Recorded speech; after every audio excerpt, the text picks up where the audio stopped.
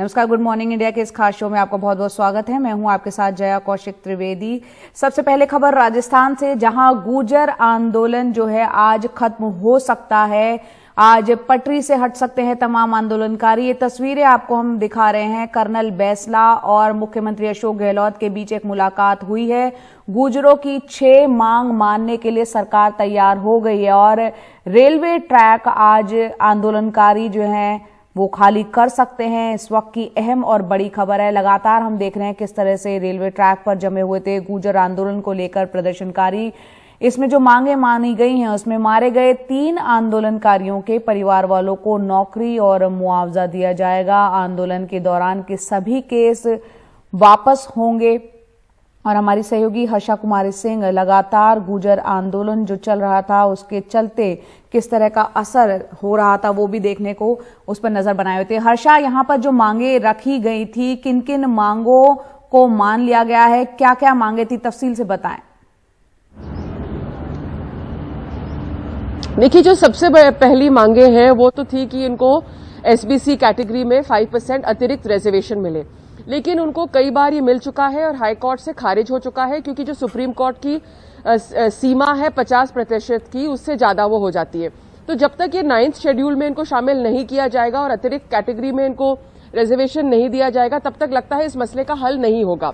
लेकिन फिलहाल जो ये एजिटेशन है, जो छठा एजिटेशन था गुर्जरों द्वारा राजस्थान में आरक्षण को लेकर, उसका हल निकला है और ये एक बड़ी राहत की खबर है, क्योंकि रेलवेज ने काफी ट्रेनें चलाई थी हॉलिडे स्पेशल, क्योंकि अब दिवाली और दूसरे त्योहार आ रहे हैं, तो कई लोग अपने घर जाना चाह रहे थे।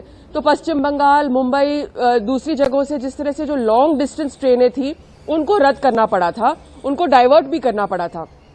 तो अब ये राहत ये होगी कि अगर ये आज ट्रैक्स छोड़ देते हैं, कल कर्नल बैसला ने अशोक गहलोत जो मुख्यमंत्री हैं उनसे मिलकर कहा था कि हम अग्री हो गए हैं, लेकिन हम आंदोलन की समाप्ति रेलवे ट्रैक पर जाकर ही करेंगे। तो आज अगर ये रेलवे ट्रैक छोड़ देते हैं तो 1-2 दिन में अगर ट्रैक्स की मरम्मत हो जाएगी तो ये जो लॉन्ग डिस्टेंस ट्रेनें हैं, आधा दर्जन से ज्यादा तो रद्द हुई थी, उनको सुचारू किया जाएगा। हाँ, जाहिर है रेल यातायात अभी बहुत ज्यादा नहीं है, लेकिन जो भी लोग हॉलिडे स्पेशल का लाभ लेना चाहते हैं उनके लिए एक बड़ी राहत की खबर है। दूसरी बात यह है कि जो एमबीसी में उनका आरक्षण के जो वेतन है वो सामान्य हो, एक जो रिक्रूटमेंट प्रोसेस है उसके लिए एक सब कमेटी बताया जाए। ये छोटी मोटी मांगे हैं, लेकिन जो सबसे बड़ी मांग है, जो 9th शेड्यूल में उनको शामिल करना है, वो राज्य सरकार के दायरे में ही नहीं है। तो बार बार एजिटेशन करना और इस तरह से रेलवे ट्रैक्स को अवरुद्ध करना, इसका क्या पॉइंट है किसी को अभी तक समझ नहीं आ रहा है राजस्थान में। और लास्ट में ये है कि अभी जो इनकी जो समझौता हुआ है उसमें भी एक गौर करने की बात यह है कि गुर्जर 2 फाड़ में बंट गए थे।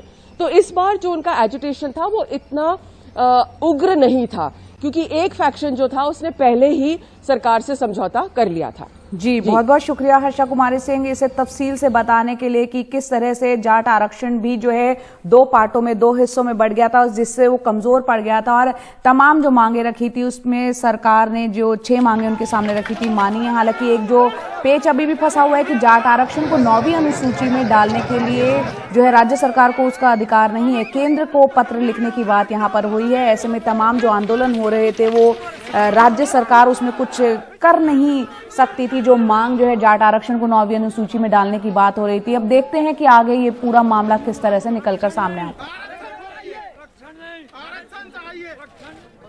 और अब बात करते हैं कोरोना की। दिल्ली में हर दिन बढ़ोतरी देखने को मिल रही है, एक रिकॉर्ड बनता चला जा रहा है कोरोना के नए केसेस के मामले में। बुधवार देर शाम के अगर आंकड़ों की यहां पर बात करें तो यहां एक दिन में 8,593 नए मामले सामने आए हैं। ये पहली बार हुआ है कि जब 24 घंटे में कोरोना के 8,000 से ज्यादा केस सामने आए। दिल्ली में एक दिन में 85 लोगों ने अपनी जान भी गंवा दी।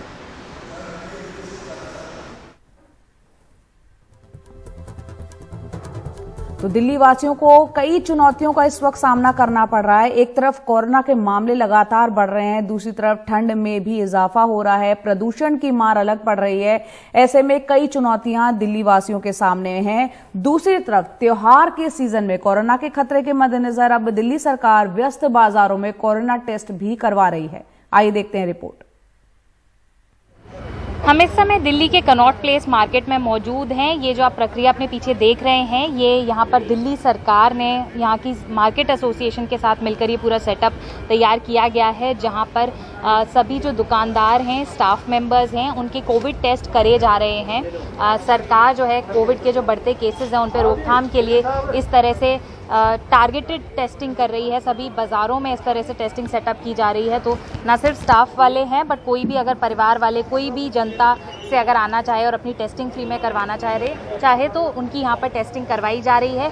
ज़्यादातर टेस्ट RT-PCR हो रहे हैं। अगर किसी को ज़्यादा जल्दी रिजल्ट चाहिए तो एंटीजन टेस्ट किट्स भी यहाँ पर मौजूद है, तो एंटीजन टेस्ट भी करे जा रहे हैं। हमारे साथ मार्केट एसोसिएशन के कुछ सदस्य मौजूद हैं, उनसे हम आगे बात करेंगे। सर, आपसे जानना चाहेंगे, ये कितने दिन से ये प्रक्रिया चल रही है, अभी तक किस तरह चीज़ें डेवलप हुई हैं? ये आज तीसरा दिन है।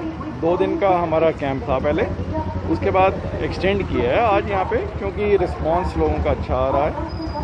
पर्टिकुलर यहाँ पे जो किसी के लिए नहीं है, कोई भी आके करा सकता है। इसके अंदर किसी में भी लक्षण भी हैं, जैसे अभी ये देखें, एक आदमी अभी पॉजिटिव हुआ तो उसको सबसे पहले सैनिटाइज किया गया, उसको ग्लव्स दिए गए। तो हर चीज़ का ध्यान रखा जा रहा है। उसको अलग कर, जैसे हम जिस इधर खड़े हैं, ये वेटिंग एरिया है, जिसको रैपिड करा के एकदम अभी चाहिए तो उसके लिए वेटिंग एरिया बनाया हुआ है। कि मतलब सोशल डिस्टेंसिंग। आप उधर तक पीछे देखेंगे तो कुर्सियां लगी हुई सबके बैठने के लिए, और वो भी डिस्टेंस पे। कोई भी चीज़ हम चांस नहीं ले सकते।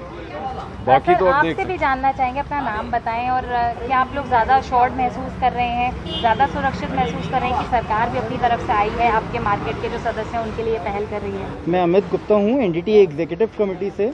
जी, हमारी मार्केट काफ़ी अपनी तरफ से तैयार थी इसके लिए, और जो हम कर सकते थे एफर्ट, जैसे हमने कनॉट प्लेस के मास्क बना रखे हैं, हमने सब शॉपकीपर्स के पास भिजवा रखे हैं कि इतनी चलानिंग ड्राइव चल रही है, लेकिन उसके बाद भी अगर कोई कस्टमर मिले जिसने मास्क ना पहना हो तो हम उसे गिफ्ट करेंगे, सर आप मास्क पहनिए। ये सैनिटाइजर्स हमने बनवाए, सब शॉपकीपर्स को दिए, उनके स्टाफ के लिए दिए। तो हमने यहाँ पे दुकानदारों को, उनके स्टाफ को, रेस्टोरेंट्स, वहाँ का स्टाफ, जो और भी कोई आ रहा है तो हम किसी को मना नहीं कर रहे हैं। हम चाहते हैं कनॉट प्लेस क्लीनेस्ट और सेफेस्ट मार्केट हो दिल्ली की।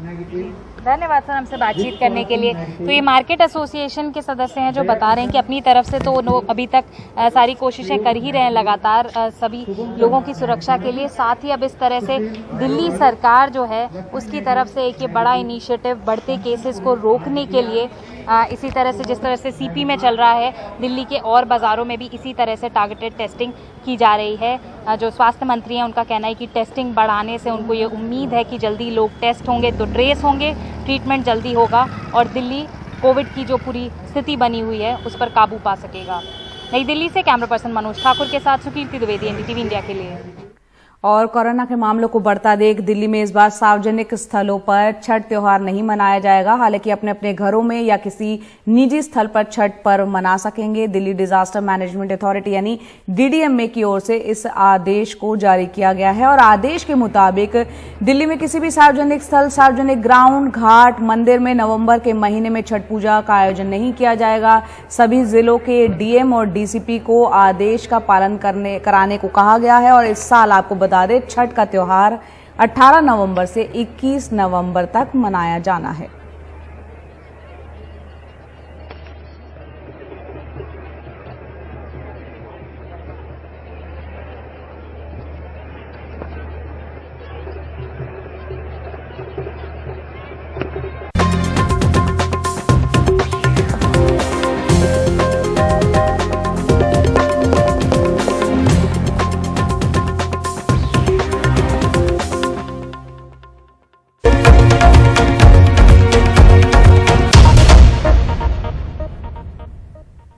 बिहार में फिर से NDA सरकार बनने जा रही है। मुख्यमंत्री के लिए नीतीश कुमार के नाम पर PM मोदी ने मोहर लगा दी है। नीतीश कुमार ने भी जीत और समर्थन के लिए प्रधानमंत्री मोदी को शुक्रिया अदा किया है ट्वीट के जरिए। इस बीच आज JDU विधायक दल की बैठक हो सकती है, जहां नीतीश कुमार को विधायक दल का नेता चुना जाएगा। इधर हार के बाद तेजस्वी यादव भी आज महागठबंधन के नए चुने हुए विधायकों से मिलेंगे और हार की वजहों की समीक्षा करेंगे। आपको बता दें, महागठबंधन को 110 और NDA को 125 सीटें हासिल हुई है इस चुनाव में।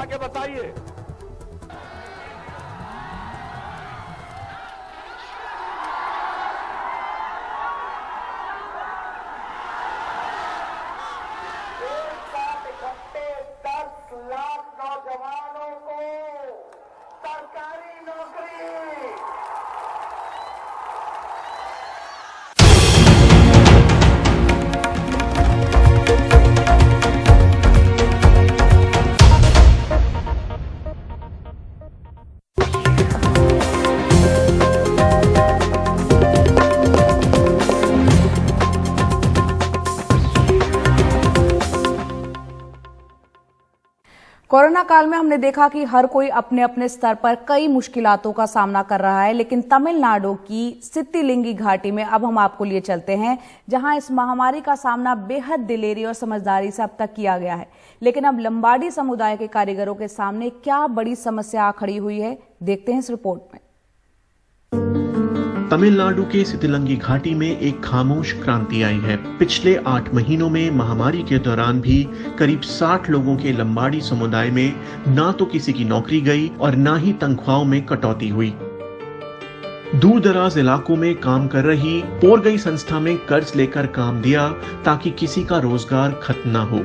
लेकिन संकट तो है। अब उनके पास 12 लाख रुपए के कपड़े, सजावट का सामान और हस्तशिल्प पड़े हुए हैं जो अभी बिकने हैं। इन्हें बेचे बिना ना तो कर्ज चुकाया जा सकता है और ना ही इन कारीगरों को और काम दिया जा सकता है। टैकुलम नैपकिन पर खूबसूरत कढ़ाई करके करीब 8,000 रुपए कमा लेती हैं। लेकिन आजकल बहुत परेशानी है क्योंकि लॉकडाउन के बाद उनके पति की नौकरी चली गई। 2 स्कूली बच्चों के परिवार को पालने के लिए वो काम और उससे होने वाली आमदनी पर निर्भर हैं। घर का खर्चा, कर्जा चुकाना, बच्चों की पढ़ाई, ये सब बहुत मुश्किल है। पिछले 3-4 महीने इनके पास काम नहीं था और घर पर ही बैठना पड़ा। अगर मुझे भी काम मिले तभी गुजारा हो पाएगा। ये तस्वीर बदल सकती है अगर इन त्योहारों में उपभोक्ता हथकरघे और हस्तशिल्प को बढ़ावा दें ताकि कारीगर अपनी जिंदगियां और रोजगार दोबारा पटरी पर ला सकें। आप एक ऐसे प्रक्रिया में शामिल हैं जो दीर्घकालिक, ईमानदार और सामाजिक तौर पर प्रासंगिक है। इससे देश के सभी कारीगर और बुनकर समुदायों की मदद होगी। देश महामारी के असर से उबर रहा है और बहुत जरूरी है कि उपभोक्ता कोशिश करके अपने तोहफों की खरीदारी में इन कारीगरों की बनाई चीजें खरीदें जो सदियों से चली आ रही हैं, दस्तकारी की परंपरा को जिंदा रखे हुए। सितिलंगी में कैमरा पर्सन एडविन के साथ सैम डैनियल, एनडीटीवी इंडिया। और अब वक्त हो चला है आपको टॉप 5 खबरें दिखाने का। आपको एनडीटीवी इंडिया के यूट्यूब चैनल पर जाना है और बताना है किन खबरों को आप पूरा दिन विस्तार से देखना चाहते हैं। एनडीटीवी पर आप जाइए, यूट्यूब चैनल पर पोल का हिस्सा बनिए। सबसे पहली खबर है नीतीश कुमार के नाम पर पीएम मोदी की मोहर। दूसरी खबर बिहार की जीत के जश्न में बंगाल की ओर इशारा प्रधानमंत्री की तरफ से। तीसरी खबर है कि क्या जल्द खत्म होगा एलएसी पर भारत और चीन का तनाव। चौथी खबर, कारोबार जगत को सरकार का एक बड़ा दिवाली गिफ्ट मिला है। पांचवी और आखिरी खबर दिल्ली से, जहां डरावना होता चला जा रहा है कोरोना। पहली बार 8,000 के पार हो चले हैं केस कोरोना के नए। तो ये तमाम खबरें हमने आपको गुड मॉर्निंग इंडिया के इस खास शो में दिखाई। आप एनडीटीवी इंडिया के यूट्यूब चैनल पर जाइए, पोल का हिस्सा बनिए, बताइए पूरा दिन किन खबरों को आप विस्तार से देखना चाहते हैं। फिलहाल मेरे साथ इतना ही। नमस्कार।